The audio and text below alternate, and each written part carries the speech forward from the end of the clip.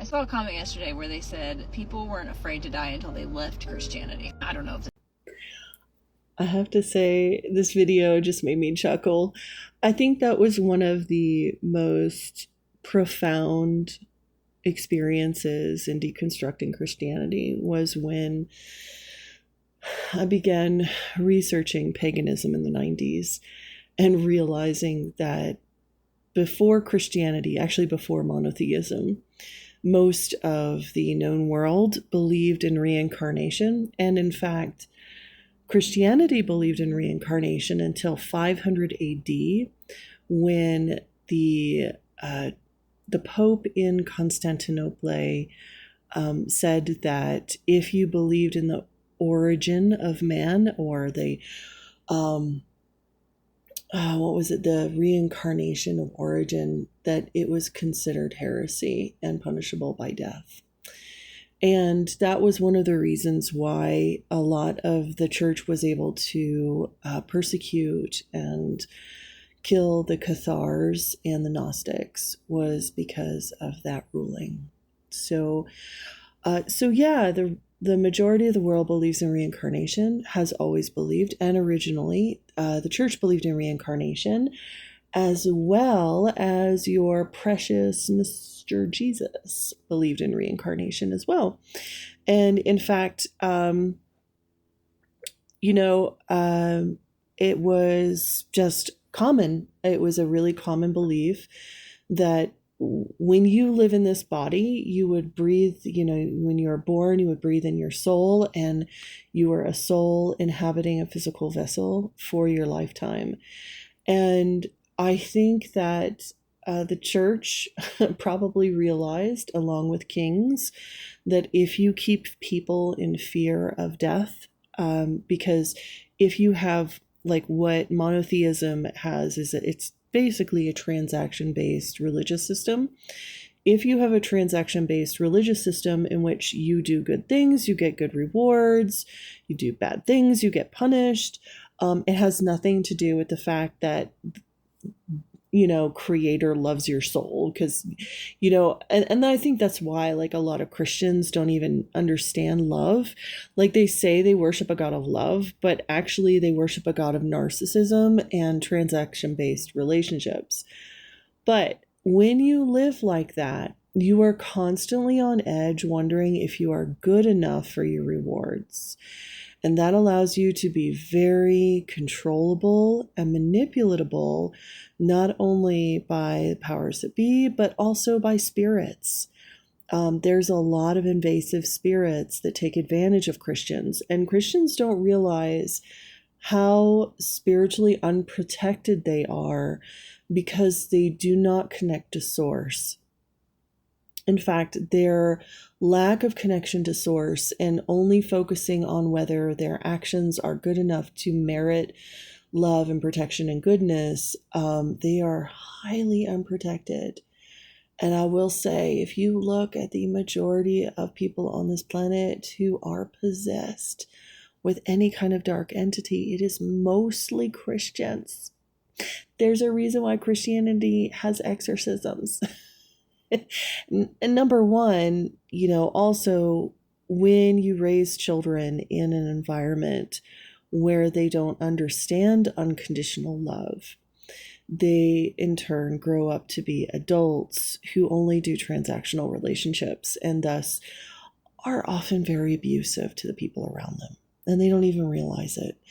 And I think, like, as a pagan, it has really, it took me a while to realize that there's nothing you can do. Like, really, like, leaving and deconstructing Christianity, it is a personal thing. And once you've done that and you've understood, connected to source, connected to your soul, there's really nothing you can tell Christians. There's no proselytization of source consciousness. That's why we don't have missionaries. We don't proselytize as witches and magicians and evolved souls. We don't have to, because we're doing what is natural, what is a part of nature, what our souls are designed to do. and it is healthy and it is good for us.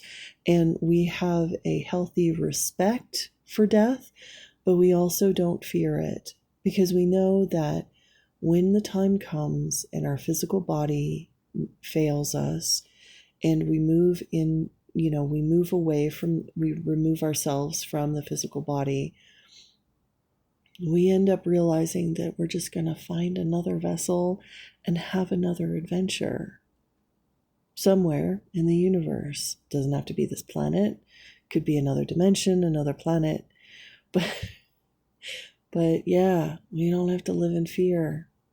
And I will tell you, not living in fear makes people really scared of you. They think the weirdest things of you. And and I've noticed even in pagan circles, because people in paganism are still in the process of deconstruction. So they still live under this transactional awareness of like, you do good, you receive good, you do bad, you receive bad. That is a very small-minded way of thinking.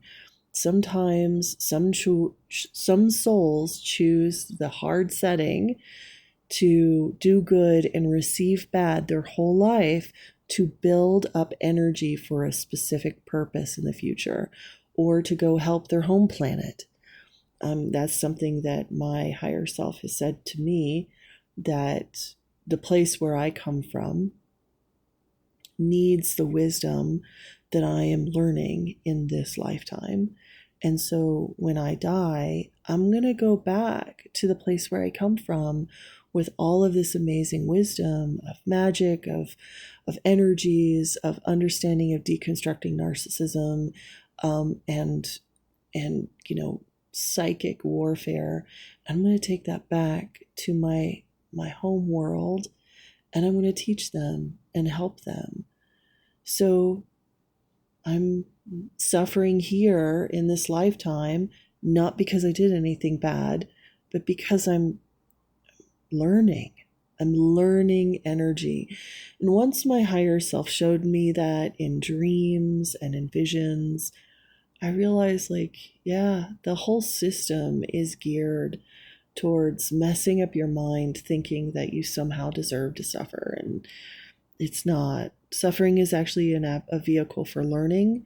Pain is a vehicle for opening one's self and energy structures.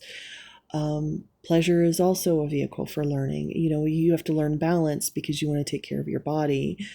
The longer you are in your body, and the longer you are able to dance with the energies of your body and stay in your body, the more you learn and the more your soul actually learns about this physical incarnation, and it's good for your soul. So, to know what your blueprint is, like what your purpose is in this reality field, that's something that you're going to have to ask your soul. And everybody's soul has a different purpose. Every lifetime has a different purpose. And you just have to ask, sit with yourself. It's really that easy. And you don't have to do any complicated spells for that. You just have to sit and wait and listen, and your soul will reveal itself. But for the most part, you have to get over the fear, and that takes a while. It takes a while to read up on other belief systems, to realize that Christianity is a giant mind magic spell. And but once you're out of it, you're really free. You're really free of a lot of that fear. But you also have to be mindful of the fact that people who are still in deconstruction process, people are still locked in those mind psychic traps. They're gonna think you're evil.